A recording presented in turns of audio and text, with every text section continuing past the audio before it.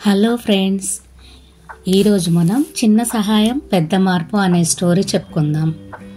Friends, సాధారణంగా మనం మనకంటే తక్కువ స్టేజ్లో ఉన్న వ్యక్తిని, మనకంటే వీక్గా ఉన్న వ్యక్తిని తక్కువగా చూస్తాం.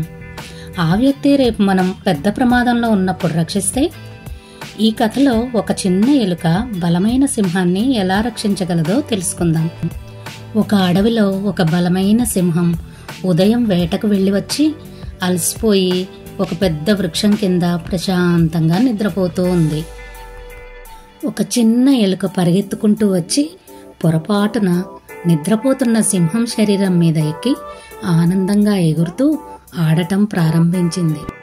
సింహం కోపంతో నిద్రలేచి గట్టిగా గర్జించింది. ఎలుక భయపడింది. తన పెద్ద పంజాతో ఎలుకను పట్టుకుంది.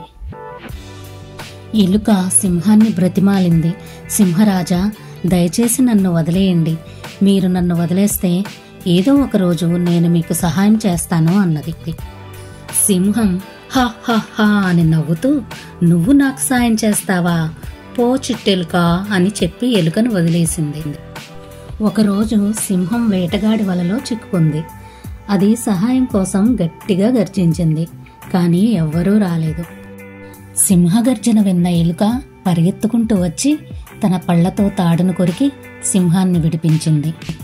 సింహం ఎలుకకు కృతజ్ఞత చెప్తూ, ఇప్పుడు నాకు అర్థమైంది, దయతో చేసిన సహాయం ఎప్పుడూ వృధా కాదు అని చెప్పింది. మన జీవితంలో మనకంటే చిన్నవాళ్లను, బలహీనంగా ఉన్న వాళ్లను, మనకంటే తక్కువ స్థాయిలో ఉన్న వాళ్లను చాలాసార్లు మనం పట్టించుకోం, చులకనగా చూస్తాం, లెక్కలోకి తీసుకోం. కానీ ఏదో ఒకరోజు వారే మనకు సహాయం చేసే పరిస్థితి వస్తుంది.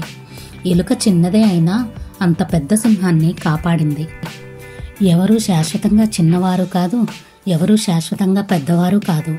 జీవితం ఎప్పుడూ ఒకేలా ఉండదు. కాలం మారుతుంది, పరిస్థితులు మారుతాయి, పాత్రలు మారుతాయి. నేడు నీవు బలవంతుడివి కావచ్చు, నిన్ను అందరూ గౌరవించవచ్చు. కానీ రేపు నీకు కూడా సహాయం అవసరం రావచ్చు. అప్పుడు నీకు సహాయం చేసేది ఎవరని నీకు ముందే తెలియదు. ఒకప్పుడు ఎవరినైతే నీవు తక్కువ చూసావో వారే సహాయం చేయవచ్చు. ప్రతి మనిషికి ఒక విలువ, సమయం ఉంటుంది. అందుకే ఎవ్వరినీ తక్కువ అంచనా వేయకూడదు. సహాయం చేసే అవకాశం వచ్చినప్పుడు చేతనైన సహాయం చేస్తే జీవితంలో ఎప్పుడో ఒకరోజు అది మనకే తిరిగి వస్తుంది. Thanks for watching.